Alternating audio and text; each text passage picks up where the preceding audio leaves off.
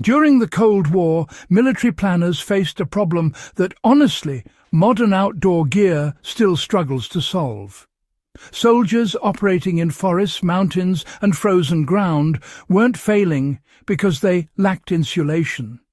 No, they were failing because moisture turned insulation into a liability. Sleeping bags trapped sweat, absorbed ground damp, and, well, froze solid overnight. In response, Cold War militaries quietly relied on a different solution, a vapor-controlled sleeping liner that prioritized dryness over bulk warmth. It was simple, unglamorous, and frankly, brutally effective. Decades later, its logic remains one of the most misunderstood breakthroughs in field survival. Why Cold War environments expose the limits of sleeping bags. From Eastern Europe to Siberia, Cold War forces trained for long static deployments in cold, wet conditions. Soldiers slept in foxholes, unheated shelters, and armoured vehicles where condensation was, really, just unavoidable. Thick sleeping bags absorb body moisture night after night until, eventually, insulation collapsed. Once wet, bags became heavier, colder, and impossible to dry in sub-zero environments. Commanders realized that adding more insulation only delayed failure. The real enemy was internal moisture. So, let's talk about how the liner actually works. It's a bit clever, really, and not just about adding another layer for warmth. The liner's main job is to manage the moisture coming from the body before it gets a chance to soak into the insulation. That way, even in the harshest conditions, the insulation can keep doing its job. The liner was not designed to keep a soldier warm on its own. Its purpose was to manage vapour. Typically made from tightly woven cotton, rubberized fabric, or later coated nylon, the liner acted as a vapour barrier between the body and the outer insulation. Sweat produced during sleep was trapped inside the liner instead of migrating into the sleeping bag or blanket. This kept the insulation completely dry, even after weeks in the field. Dry insulation retains its thermal value indefinitely. Wet insulation fails quickly. Why staying dry mattered more than staying warm.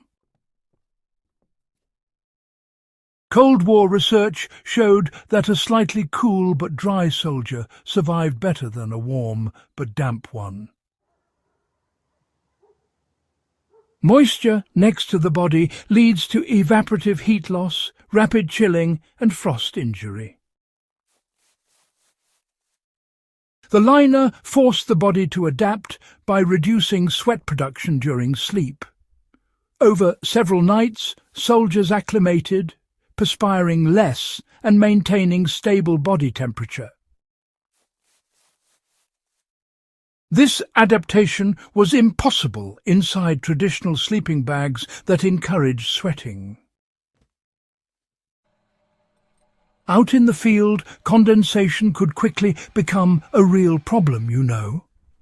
Moisture would build up inside the sleeping system, making everything damp and uncomfortable. Soldiers had to constantly manage this issue, since wet gear meant cold nights and, well, a much higher risk of hypothermia. The liner was placed directly against the skin or over a thin base layer. On top of it went blankets, quilted bags or parkas, depending on conditions. The liner itself was never meant to absorb moisture. In the morning, it was wiped dry or shaken out. The insulation remained untouched by sweat or ground damp. In wet environments, soldiers often slept directly on ponchos or spruce boughs, knowing the liner protected their core dryness even if external layers became damp.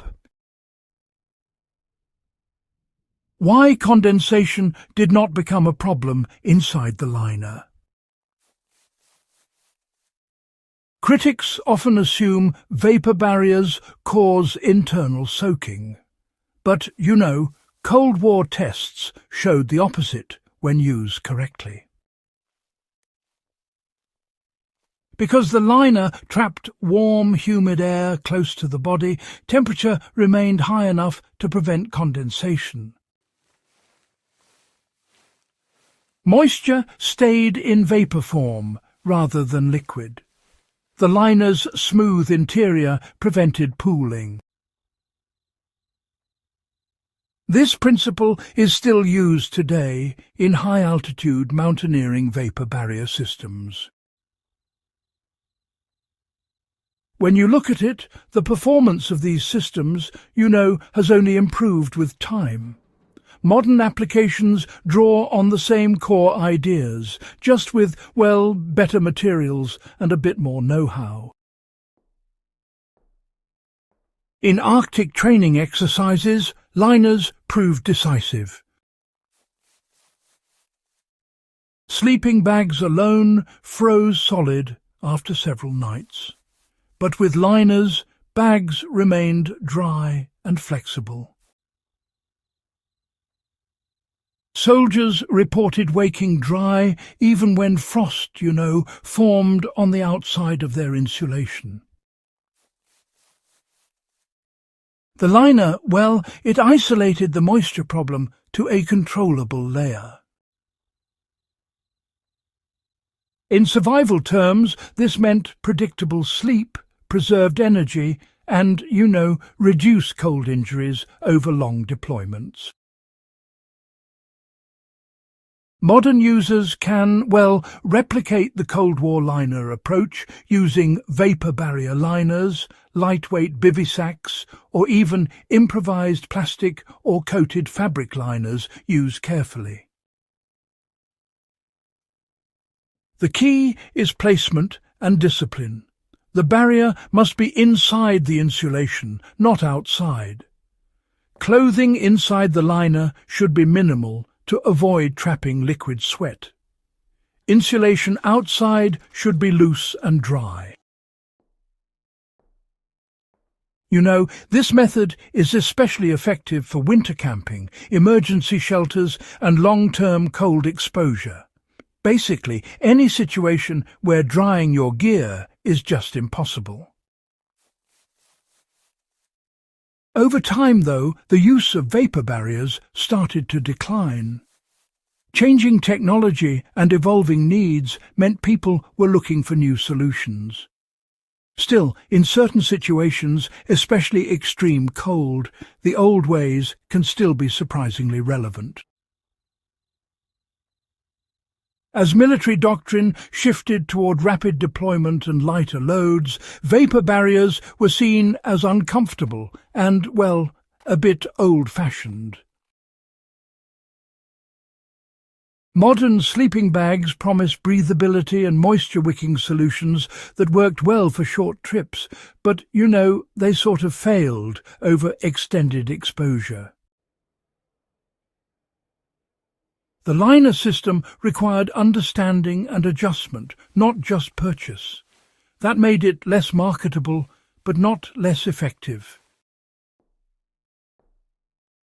Why this Cold War knowledge still matters.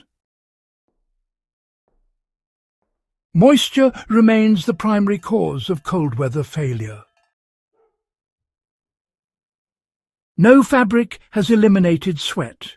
No insulation works when wet. The Cold War liner acknowledged this reality and worked with the human body instead of against it. It accepted discomfort in exchange for reliability. In survival situations, Reliability matters more than comfort. This system represents a broader Cold War survival philosophy: control variables, reduce failure points, and prioritize long-term function over short-term comfort. It was not elegant, but it worked every time. If this deep dive into Cold War fieldcraft helped sharpen your understanding of real-world survival history, support In the Beginning by subscribing, sharing this episode, and helping preserve practical knowledge that modern gear often forgets.